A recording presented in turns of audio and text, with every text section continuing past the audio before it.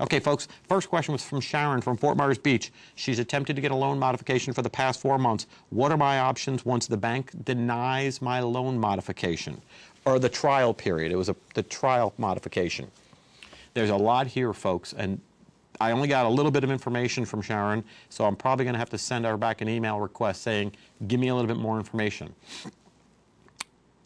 When you're talking about loan modifications, you're talking about a multi-layered thing. Let's say, for example, Sharon only has one mortgage on her property, and it's with Fifth Third Bank. Well, Fifth Third, if the loan is insured through Fannie Mae or Freddie Mac, is going to use the HAMP program. The HAMP program was set up through the Obama administration to help people save their homes.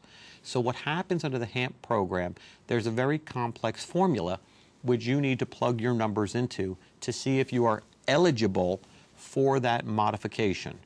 The scope of that formula is way beyond this show. It would take a half an hour to explain everything that needs to go into the HAMP formula.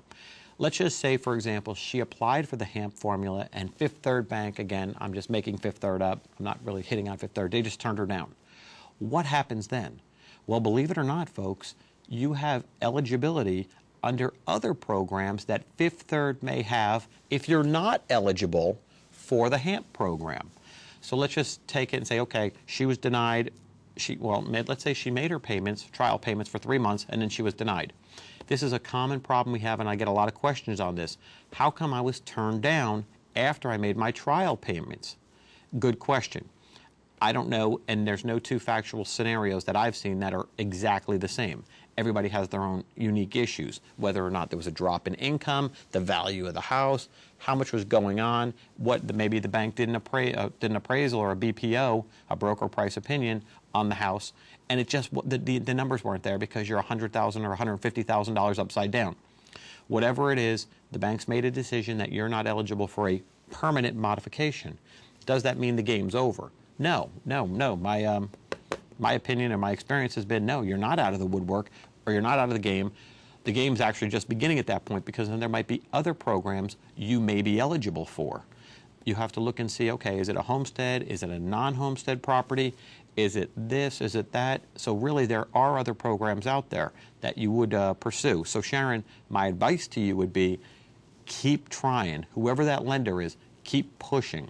If you're working and you have the means to save that home or you have the ability to make payments on that home, send the money that you can afford to send them to keep the home. Try everything you possibly can to modify that mortgage, and unless all hope is lost or it's not worth saving, keep pushing, because it seems to me that the people who keep pushing and pushing and pushing are the ones who are going to get the loan modifications. So Sharon, if you have any other questions, feel free to contact us at questions@DelutreLawGroup.com. I'll be happy to answer them, and hopefully I was able to help you out on this one.